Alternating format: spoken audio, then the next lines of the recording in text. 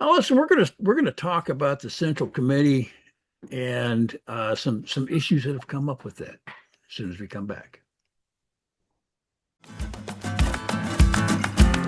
You're listening to the Tamale Club, bringing people together, one tasty tamale at a time.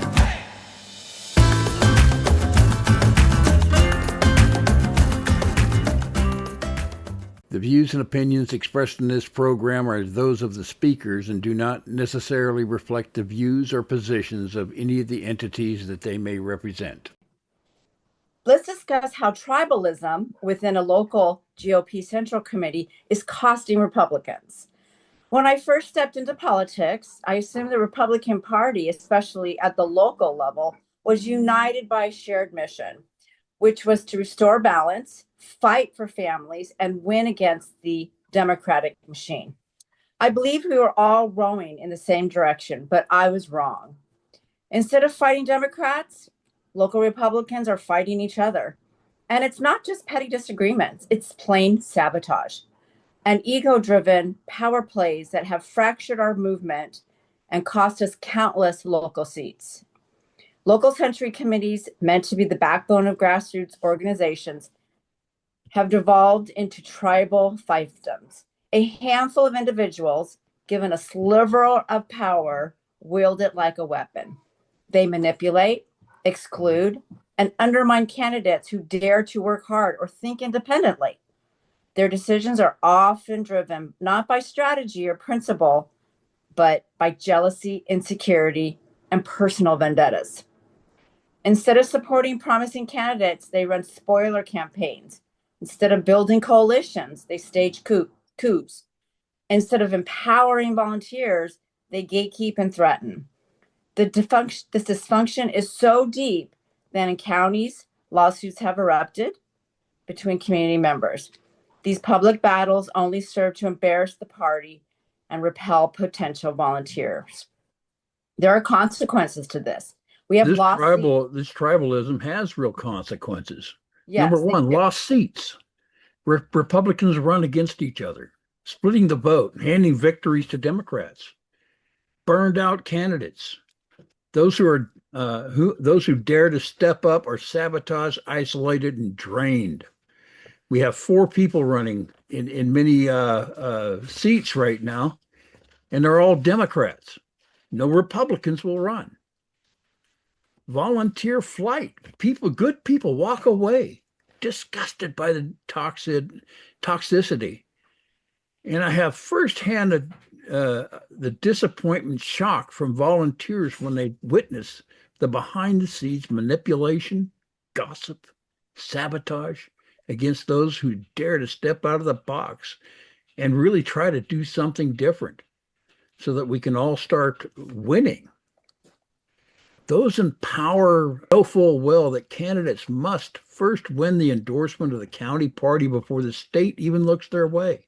If you step outside the box, if you don't play the game, if you don't play the game they want, then you're not one of us. They would rather run a candidate that will do nothing but put their name on a ballot in order to hold the endorsement of a candidate that is not one of ours, no matter how hard they're actually working to win. With no support system, few are willing to run again or at all. Where conservatives already face uphill battles, this internal warfare is political suicide. We need to stop pretending the problem is only external.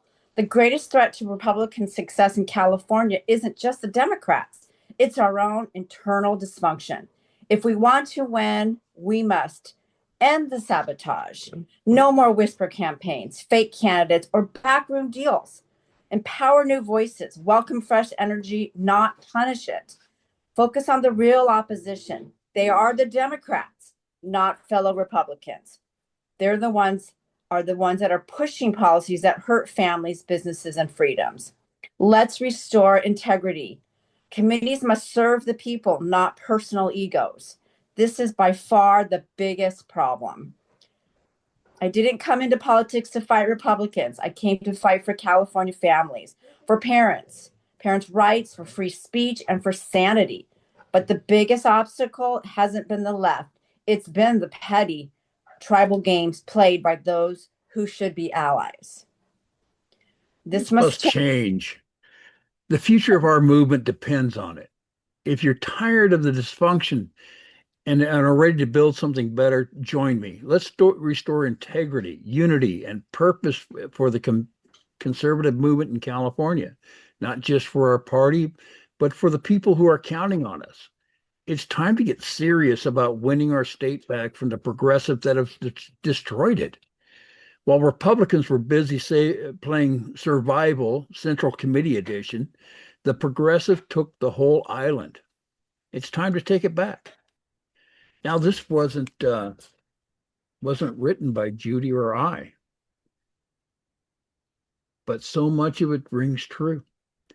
This was written for Carol Peefley. She's a candidate in California Assembly District 28. And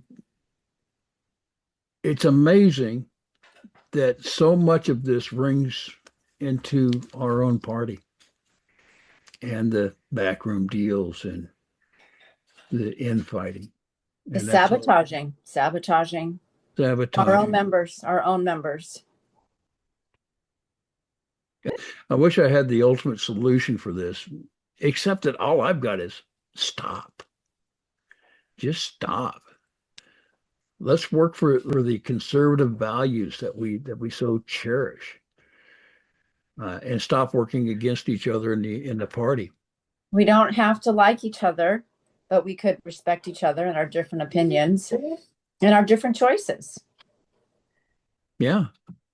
So this is out of just south of San Francisco, San Jose area, and this is a glimpse into what they're going through, and not all of it rings true in our county, but much of it does. In our county, we don't have the lawsuits, but there have been threats of that. Yeah. We've all heard it. Been a lot of threats about a lot of things. And we have a lot of empty seats. Yeah. There's not a Republican in sight, and who can blame them? Who can blame them? This was real interesting when this was published on Facebook, and it's quite interesting. So we're not alone in these infights, and we really have to work on making sure that we do everything that we can do to end this kind of behavior. This is why we have No on 50, and we don't have a cohesive group that's fighting together. It's very shattered. Yeah. I mean, we're fighting for it, but we're not a team. We're not fighting it together. Yeah, if we could have stepped aside, aside some of this pettiness and work together, and and here's the thing. There are those that are never Trumpers, and there's those that are never Carl, and I really thought a lot of this infighting was unique to San Diego County, and now I'm finding out it's not. It's not. I think there's this is not the only Central Committee outside of ours that have these issues. We're not the only ones. This is just someone that wrote about it. She beat us to the punch, basically. Yeah. I don't know if she was beating us to the punch. I think she was just expressing her frustration with but she actually put it down in words and posted it. Exactly. Yeah. But she's just telling the truth. She's just explaining what's going on in her frustrations, and it's it's crazy. When I first read it, I honestly thought it was an article about our committee. I did too. And then I had to go read, and I was glazing over some of the words here that said it was Northern California. It's like, correct. oh. Yeah. put it in words. It was written very well. And the Democrats, they laugh at this all the way to their next seat. Yeah, they know what's going on. I think our best bet is just to publish this wide, and then hopefully if people see this and just stop. They have to hear it. They really have to hear it, that we're just defeating the whole purpose of being a committee. Exactly. We have to accept where we are now, who we have in our committee, accept each other, and work together. It's not going to change. Well, we are 45 people that were elected to represent the Republicans in our county, and our sole function is to get Republicans elected. Yeah. We have really no other function in that. So there's a lot of different details in order to get them elected. But if we can't come together for that, because I know Central Committee people that have refused to put $1 into the kitty for anybody or anything. Correct. I know Central Committee people that have, prior to being elected, they wanted to burn the Republican Party down. Or they join committees and don't participate. Exactly. Yeah. You got elected to do a job. That job just comes with no pay, but you were elected to do a job. Well, you went as far as getting elected. So why would you sit back? You're going to sit back for all 4 years and do nothing? Should just give up your seat if that's the case. Exactly. But I'd rather just sit back and do nothing than actively hurt the party. Correct. Yeah. And I see that time and again. Because we're not just hurting the party, we're hurting the people, we're hurting the families. People are leaving San Diego, moving to different states. That's who we're hurting. Yeah. Okay, well, we'll let it go here, and then next time we'll work more on these subjects and some of the specifics of this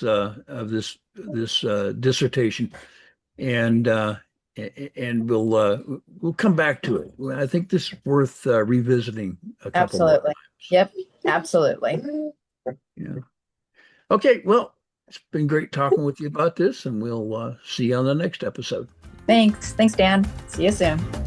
Thank you for tuning in to the Tamale Club podcast. We appreciate it. Don't forget to visit us at YouTube/Tamale Club. While you're there, go ahead and give us a like. Hit that subscribe button. We appreciate it. And you guys have a great day.